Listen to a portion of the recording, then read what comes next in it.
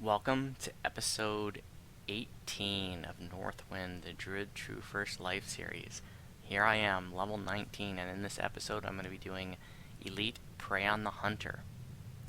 I haven't done a video for this quest in a really long time. It was one of my earliest videos. So, let's take a look at where things are. On the enhancement side, nothing has changed here. I maxed out Negotiator. I get plus 5 universal spell power at tier 3. And that's really what that one's about. Plus I get, for every point I spend in this tree, I get a point of spell power too. So that's, 8 spell power right there. I finished off Autumnal Susurrus. I think that was done last episode. I picked up a couple points of concentration and Intimidate. And so what I do with my build normally is work up to get the skill mastery, and that's plus 1 to all skills. This is an investment of 8 skill points here. And what occurred to me is on this first lifer, I'm not going to be tanking any raid bosses. I'm not going to probably even be doing any raids. So this is meaningless, and I probably should skip it. But the thing is, I said I was going to follow my build post, and so, but really, those 8 points would be better spent over here in getting, 15 extra hit points and 100 extra spell points. So that's 6 and then 7 here. So there's one more point to spend, probably here, or I could spend 2 points here and then only spend 2 points there, and get 10 hit points instead. And this would give me another 20 spell points. In any event, so that's on the True First Lifer, this really would have been the better way to go than to try to go this skill line. I may do that. I don't know. We'll see. On the gear side, so I'm broke. I got 12,000 plat. What the hell happened? Well, I'll tell you what the hell happened. I traded the Bluesmobile for a microphone. That's what happened. In this metaphor, the Bluesmobile is my 3.5 million plat that I had, and the microphone is these 2 tomes. I spent 1.5 million on that and 2 million on this. Now, it's kind of expensive, but I figured, and I hemmed and hawed over it for a minute, but I was like, you know what? I'm not trying to build long-term wealth. I'm just trying to work on this carry, and I can get plat back. In fact, I'll make these right now. So I was holding back a little bit. I was getting close to plat cap, so I was not posting my essences anymore, and I wasn't posting most of my collectibles anymore. So I had a bunch of those in my bags. So as soon as I, spent all my money here, I raided my collectibles bag and my ingredients bag and started posting a bunch of stuff. And I immediately, I posted about 1 million plat worth of stuff. So I expect to be probably in the next video. Well, actually, the next video might be another one out here immediately, but in my level 20 video, I expect to probably be back up to about 1 million plat. And the other thing that I got is, after finishing the Veil, I was able to get the tier 2 12 favor reward, which is a large ingredients bag. So that's something I've been really looking forward to. Of course, I had a small and I didn't fill that up, so not a big deal, but it's still nice to have. On the gear side, everything is exactly the same as last video, so I'm not going to go over the gear at all except the one new piece. This is a level 19 set of Wisdom 9 goggles. It's got Spell Penetration 4. The Spell Penetration is just a bonus. I got them because of the Wisdom 9. Remember what I said before? Don't go out of your way to invest in Spell Penetration on a caster Druid, because there are only 2 spells that require Spell Pen check, and one of them, Finger of Death, which you're not going to use, and the other is Word of Balance, which, you're mostly just using the SLA, and if it hits, great. If not, it was super cheap anyways. It's a good spell, but it's just not worth investing resources or going out of your way to try to overcome, spell resistance, which, most mobs don't have anyways. A lot of them do, but, you have plenty of other spells that don't have a spell pen check, that don't have a save, so you want to just, like I said before, if you run into mobs, evasion mobs, for example, with high saves, you want to just switch to your spells that have no saves. If you run into a mob that has spell resistance, don't use Word of Balance on it. Use your myriad of other spells to choose from. So here's where the numbers are. I'm also going to pull out the wolf just to show you where the enhancements are. Although I'm not using the wolf anymore. She's a lever puller, and, you know, run them for distraction, but I'll show you where the enhancements are anyways. On the spell side, I picked up Storm of Vengeance again. I had gotten rid of it for last level because I had gotten the SLA. So now I have the regular version and the SLA, and the regular version has a 1 minute cooldown, the SLA has a 2 minute cooldown, but having both versions helps to mitigate that long cooldown. And then for my level 7 spell, I picked up Creeping Doom.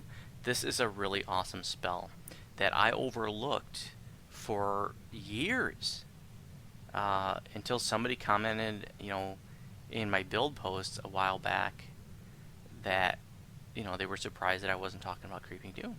I said, well, I'll give it another look. And this is one that I fell into that trap, like so many people do with Produce Flame. Like Produce Flame, people, it's laughable. Like, it's so slow, so people tend to just like blow it off because they see how slow it moves, and they just like, this is ridiculous, I'm not even going to go there. And that's what I did with Creeping Doom. It's so slow to reach its target, so I was like, this is dumb. And thought it was just basically like a dot. What I didn't realize, and here's where the real value of it comes in, this is functionally an AoE dot. So it shoots like a swarm of bees, and it's really slow to hit its target. And when it hits its target, it splashes to everything around it. And so it's a poison damage dot, and it hits everything around it. It's so freaking awesome. I love it.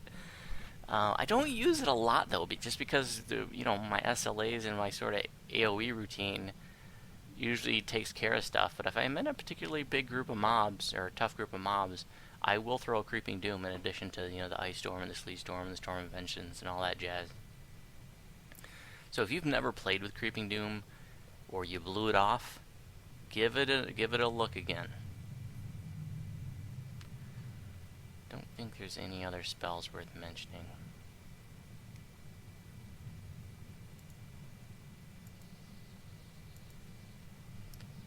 There's no feats. Okay, the pet. His gears, I have not upgraded it at all. So like I said, I haven't been using them. So just about done with the wolf here. Opportunistic bites up to 3, wolfpack bites up to 4, lupine onslaught to 2. And that's what the enhancements look like. Okay, wolf's going back in my pocket.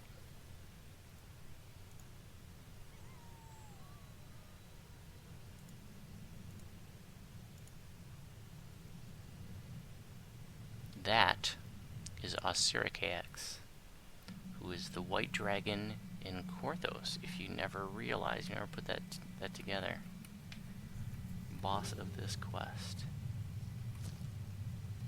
And also in Misery's Peak.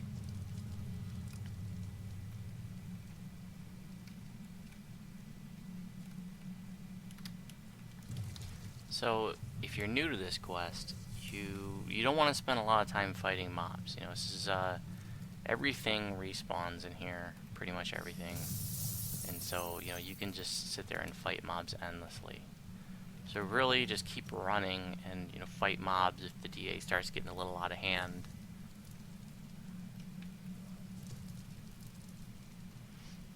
Then you're gonna come along here and wait for the floor to crack. The giant comes over.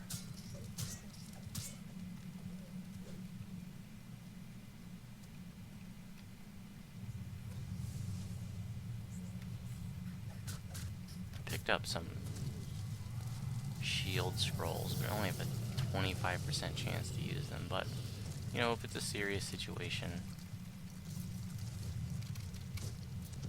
maybe I should try to use one now. It's difficult to get it off. Such a low chance to use. And then I have arcane spell failure on top of that.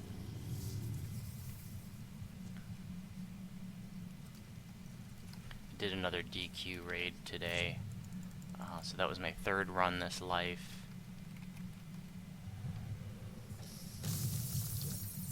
But didn't pull anything. I haven't pulled any names from there whatsoever. So here, you're going to go to the left, going straight, or to the right. It just loops around. You go in one, it comes out the other.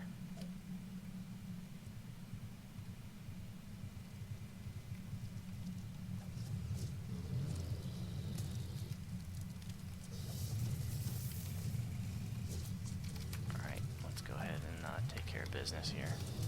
So we'll do Ice Storm because they're Frost Giants, got the Body of the Sun, and we use the SLA of Storm of Vengeance, and then Earthquake 2, and they're tripping and stumbling all over the place. And let's just go ahead and throw the SLA of Sunburst to blind them too. They're not doing anything. That's right. Nobody messes with the Union.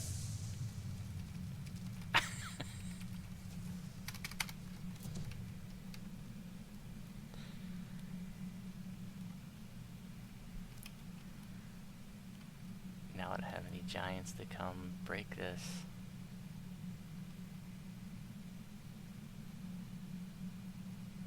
Now I just gotta wait.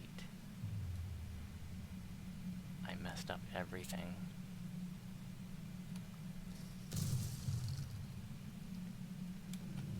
I guess it's just timed. You know, something I was never really sure of. It was like the giants broke it, or is it just timed, but there weren't any giants there. Okay, so here, if you got multiple people, you want to split up and go left and right. What we're looking for is a big old lever. And it can appear in a variety of locations, a whole bunch of different locations.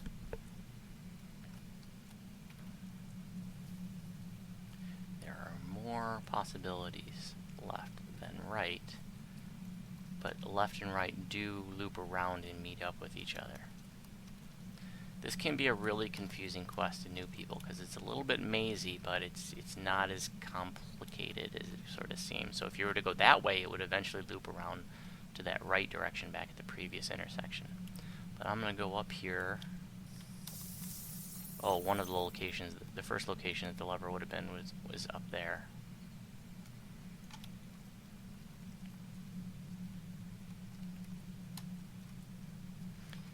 And you know, you can use your backspace or your Q and E, whatever it is that you use to target non-combat targetables. You know, to pick it up. It's easy to miss, even though the lever's really big. I mean, people tend to miss it. It just can blend in, or you know, whatever. It doesn't look like it's up here. This is the end of the road here. Okay, back we go.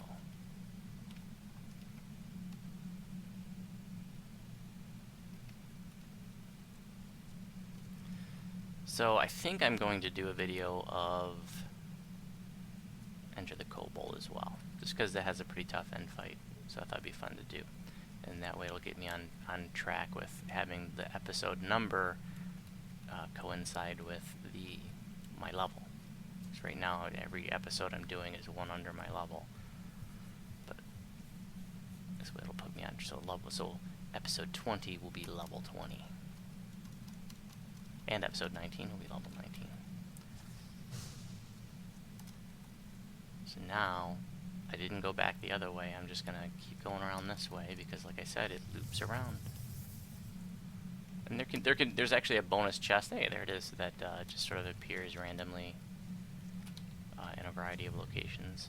It doesn't have anything special in it.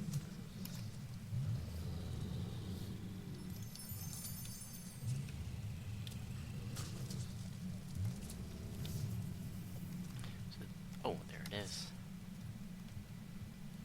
There's my lever. So this brings it out down the barrier so that we can continue. Alright, they want to interrupt me. I want to kill them.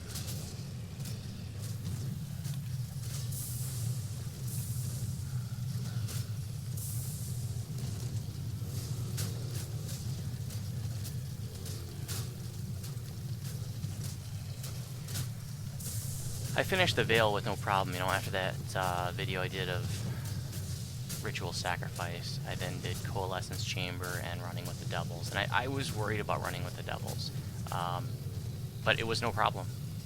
It wasn't even really close. The thing is, if you can get the CC to kick in, then those groups of Eladrin are no problem, because then they just fall. Even though they're little globes, floating globes, they still fall in an earthquake. And you know, they're not going to be healing themselves and casting light spells at me when they're falling prone. and even the, you know, the sub boss, the boss before the 5 bosses, is really the harder boss. I mean, he you know, heals himself, and it's hard to overcome that. But you know, creeping cold and greater creeping cold, no problem.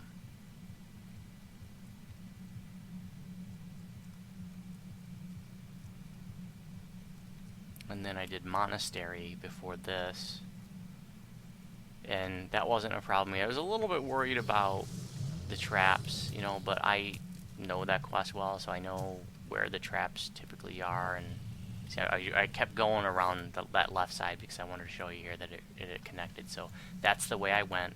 That's the way we originally came from when we approached this intersection. I went to the left and then looped around and came out from the right side. So a lot of even experienced players don't realize that those sides connect. So that's why I wanted to mention that and show it. But Monastery of Scorpion, I mean, it's a tough quest to solo. If you're a new player, you know, probably just about any new player that tries to go in there and solo at that level is going to die in those traps. They're hard-hitting traps for their level.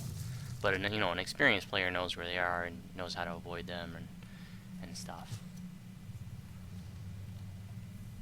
But I got hit by the traps, you know. I mean, but I was able to survive them because of, well, I mean, I got 365 hit points. It's nothing to shake a stick at. And you know, Spring's Resurgence was huge too.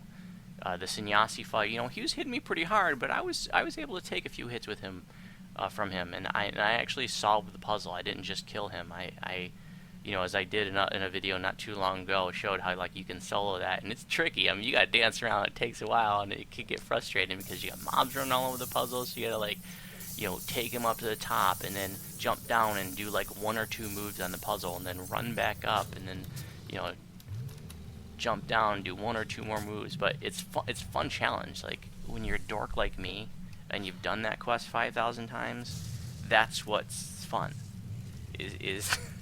Is like, you know, to try to do that puzzle by myself.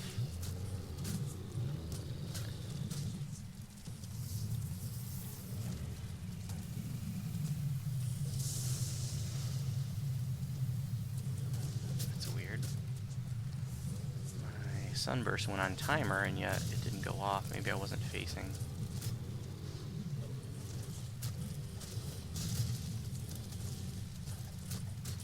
Spring's Resurgence just healed me to full there. These clerics are bastards because they heal pretty well. And they heal others too. You really want to focus on those.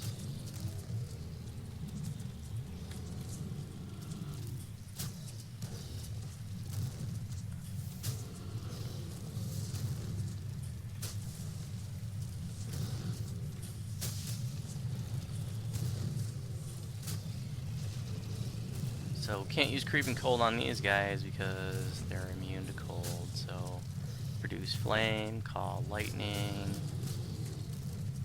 wall fire. You know, I don't have a lot of mana, so I'm gonna have to run a little lean here and really leverage the SLAs.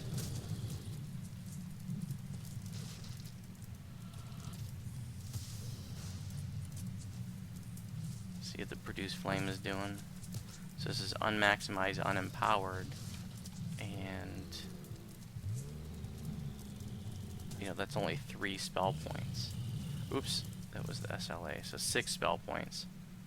All the metas are turned off. So let's just spam this and see what it's doing. It's hard to see. Looks like about 300 to 400. Oh, that's it for 700. It must have been a crit. But let's do the SLA. This has got all the metas. You know, it's really hard to say because my aura might have been hitting him too.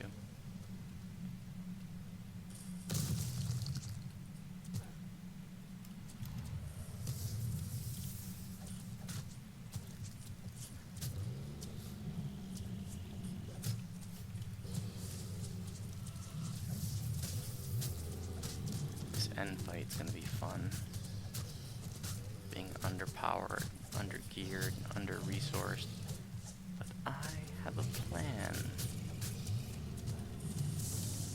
You know, you could just run by this stuff, which a lot of people do, but I'm still at a point where, like, every chest is valuable. So I don't want to leave without it. now that I have it, I'm just going to run by these guys. Remember, shit just respawns, so don't spend a lot of time fighting stuff. Fight it if you have to.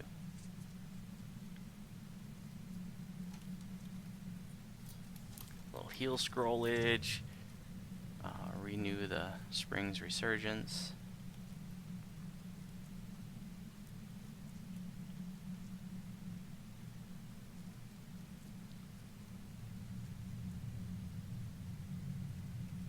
So up here we're going to have a group of 4 giants at the intersection, and you just have to kill the, I think it's the mage, will bring down the barrier to continue. But if you don't kill them, a lot of times they just follow you to the shrine anyway, so. I'm just going to go ahead and take care of business. Sometimes your extra chest can be over there in that cubby where they came out of, or that cubby where they came out of. It seems like one of the things that can be confusing, like when you're a new player, it kind of seems like there's a lot of different ways that you can go. But a lot of them, like those are just little cubbies that, you know, these guys came out of. There's nowhere to go down there. And the map isn't really good because it, you know, it double crosses itself. Oh, this cleric's gotta go.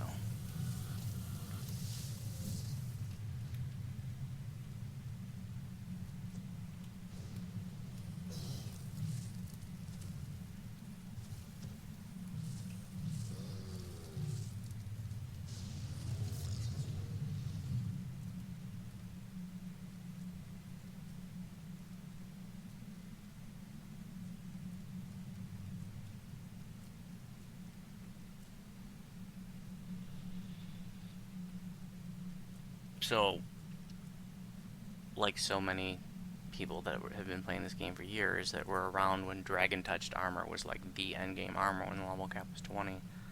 You know, I farmed this quest endlessly. This was the quest to farm to get the runes, because the thing about this one is like you're guaranteed to get a rune even on casual, whereas the other quest you're not. And you can, you know, zerg this in 10, 15 minutes on casual, and so yeah, you would zerg this over and over and over and over and over and over and over just to get those Tempest runes that you could, you know, crunch to try to get a better Sovereign rune. But Dragon Touch armor is, you know, damn near relegated to junk. Now, you can still make some things that are, you know, that are decent, but it's a lot of effort, and you could probably find, you know, better elsewhere. It's like a pre-made set of armor. I'd love to see Dragon Touch go epic someday, and I you know, one of my suggestions was that I thought it would be really neat to do like Dragon Touched shields if it went epic. Okay, so here's this part. I need to explain this because if you're new to this, this is the maze. The maze has 2 parts. Each part has 3 different directions you can go: left, right, or middle. So this is the first choice right here. You always want to check right first. If right is not the way to go, then it's going to be a dead end right away. Over there is just a room with nothing. Okay. And then here, you no, left is a dead end. Or actually, this is middle. I should have checked left first.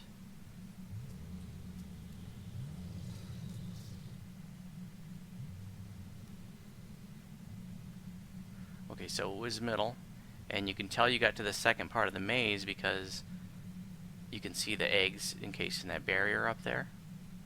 Nothing over there. So now we're going to be faced with a left, right, middle choice again. So there's left, there's right, and there's middle. For the second selection, you always want to check middle first, because if it's not middle, then it would be, you could see the dead end right away. And then you would want to check left next, because right can be really, really long before you discover it's a dead end. So you want to check right last for the second part. So once you get to the maze, the end fight starts. The end fight is in progress right now, and it's a bunch of giants fighting Asterikax, the white dragon. And if they kill the dragon, then the quest fails. So what you gotta do is get up there and start distracting the giants from the dragon, And the clerics are especially deadly because they cast blade barriers, which tear up the dragon. And you don't. Somebody told me there were certain mobs. Now I can't remember. They made comment in my older video. Because I remember when I did the old video, it took forever for the boss to spawn. But then I tested what they said and it didn't seem to work. So I'm not really sure, you know, if there's a trigger that makes the boss spawn, if it's taking out the clerics or taking out the, you know, a certain type of mob, or if it's just sort of timed.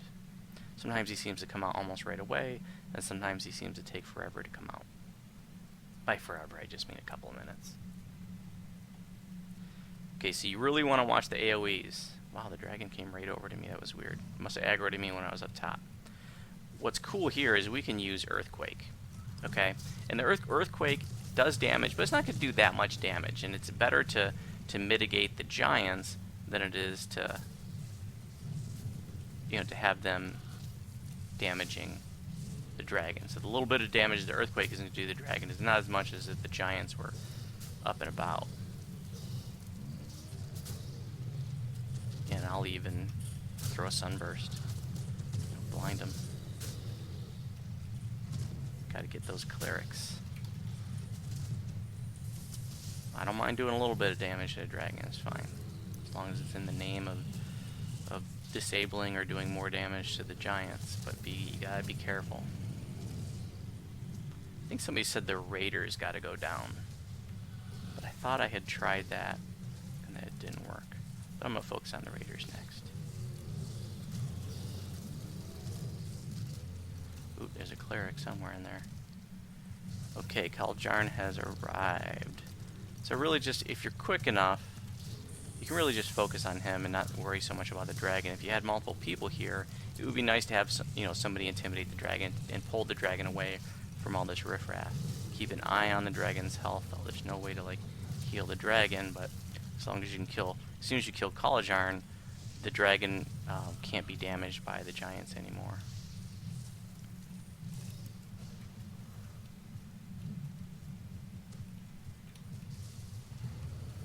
I'm gonna throw, let's see, these fire seeds and flame strike and all these fire spells are really good for these giants that are vulnerable, frost giants that are vulnerable to fire. I can use AoEs here because the dragon's not coming over. But it's a little scary because the dragon could potentially aggro on me. He's still at 50, so I'm good to go. I've got this in the bag.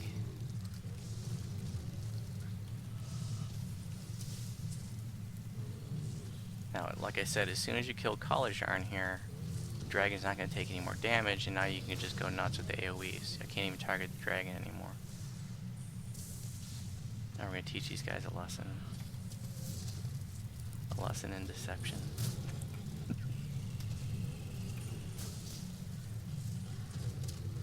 I got a little bit of my fire trap. I tried to throw that too, but oh, I don't have it memorized. I gotta pick that up now that I don't need those other spells. Boom! Okay, so here, when you talk to the dragon, what the hell's going on here? You're out of range, really? Okay. So yes, we met some time ago back in Korthos. And so what you want to do here is say, yes, we have a deal, and then you just go and you finish the quest. Or, if you insult her, then this becomes one of only two non-raid quests, or no, the only non-raid quest in the game where you get to fight two dragons at the same time! Wow! So her mate comes out. Look at that. And if you can get him to crisscross, it looks like a two-headed dragon.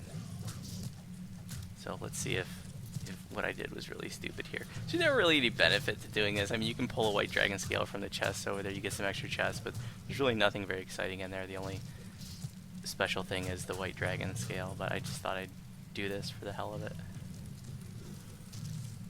Which I don't really have the resources for, so it probably is a really, really dumb for me to do. But what the hell, you know? I've got to redo the Spring's Resurgence. Ooh. I'm about to go down here.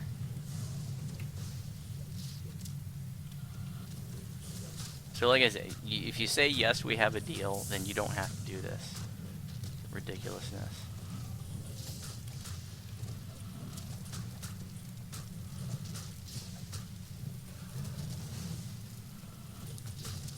The immune to cold, white dragons do cold. If you're not familiar with how dragons work in Dungeons and Dragons, they're going to be immune to whatever damage type that they do.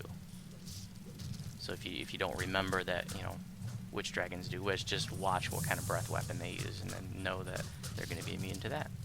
That applies to, I believe, every dragon in the game.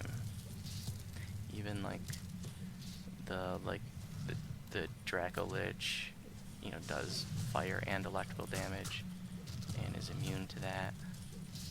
Then there's the Shadow Draco Lich, as an undead, of course, immune to negative energy.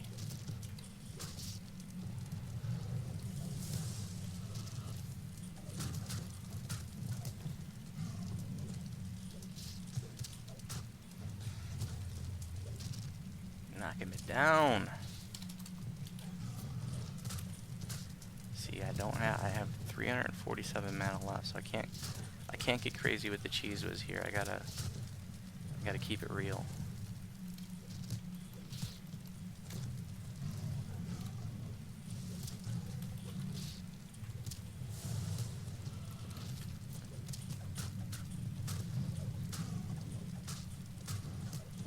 Probably should be using like my red fire shield scrolls. Oh wait a minute, my fire shield's proccing off my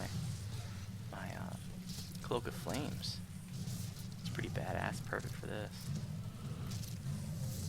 Storm of Vengeance is off cooldown.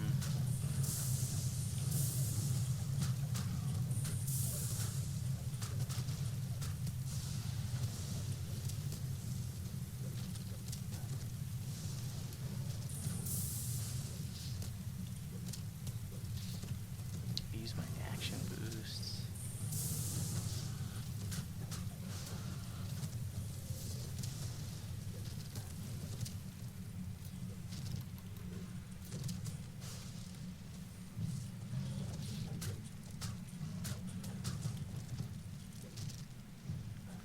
Should I just go for the one, or do I take them down both at the same time? I guess I should go for the one. They're tearing me up a little bit here, so I want to, I guess, be smart about this. If I can get rid of one, then that means, you know, I won't be taking half as much damage.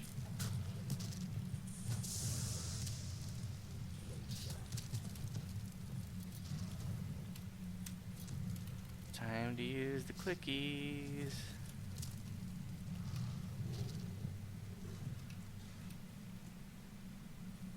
If they knock me down when I'm trying to use these clickies, I'll lose the charge, and that will be devastating. I'm going to go ahead and use all 3 charges of Twisted Talisman. I haven't tried to get a bobble again because, you know, I ran out of resources when I tried the one. I'm going to try it again at 20 though.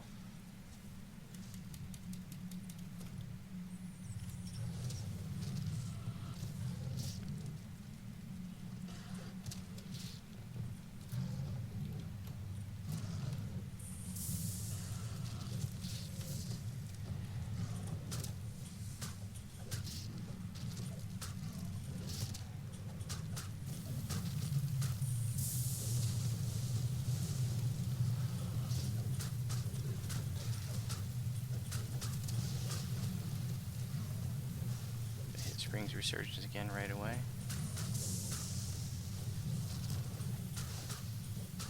I don't normally fight these 2 dragons. I just thought it'd be a smart ass on the video.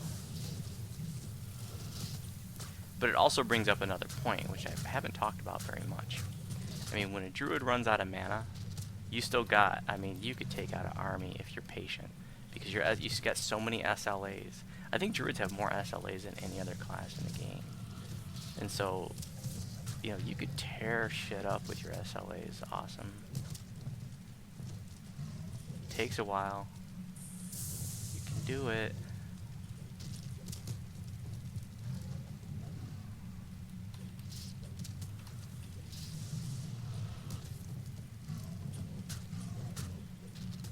See, Okay, I'm about out. That's it. This is it. It's getting real now.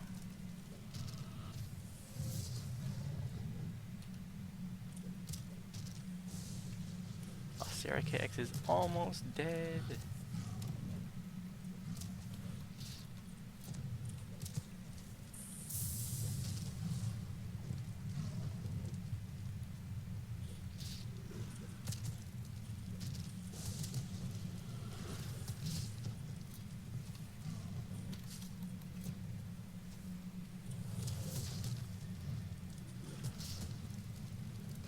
See, I'm really out. I'm relying on echoes of power. 'Cause I got nothing.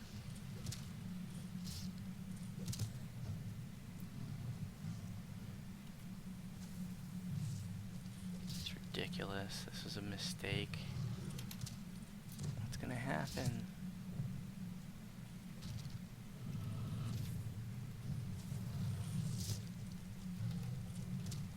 I don't even have enough mana to do Spring's Resurgence. There we go.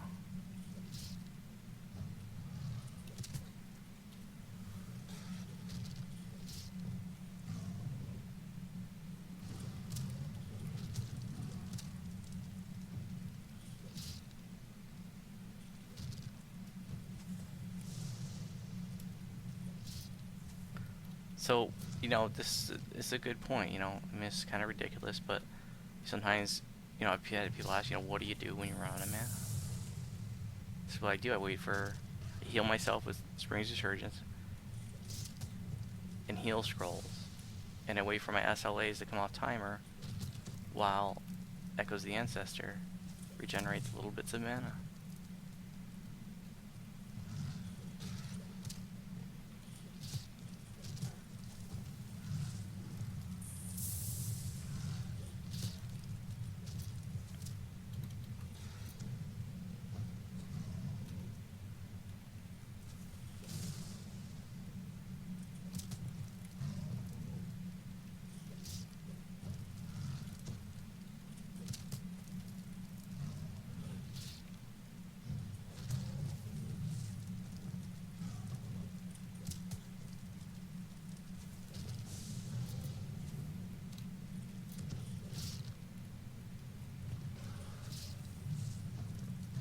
$606 damage with the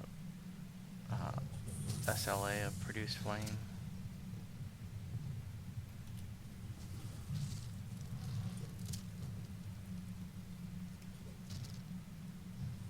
So what you get for terrorizing Korthos, now is you gotta take down Osiroth.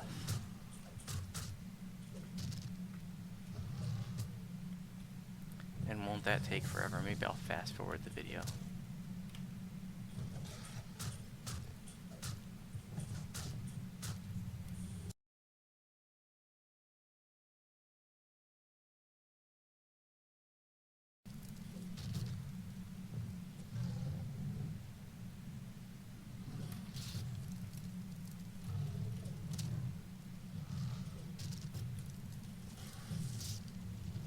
Well, that was ridiculous. But, like I said, you get a few extra chests if you kill the dragons. Not worth it. Unless you just want to do it for fun. Chance at pulling a white dragon scale, but if you want to farm white dragon scales, then just go do Giant Hold Tour. It's definitely not an efficient place to do it. So what did we learn? That we can kill a dragon with SLAs? As long as we have 15 minutes to waste.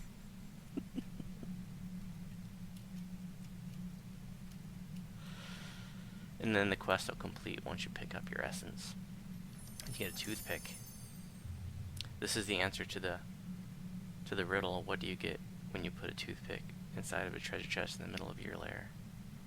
Dinner and entertainment. Actually, I guess this isn't the answer. It's part of the riddle, though. Well, thanks for watching this ridiculousness. If you have any questions about my videos, you can respond on YouTube. If you have questions about my build, you can respond in the Druid forum. And if you're on Saralona, you're welcome to send me a tell.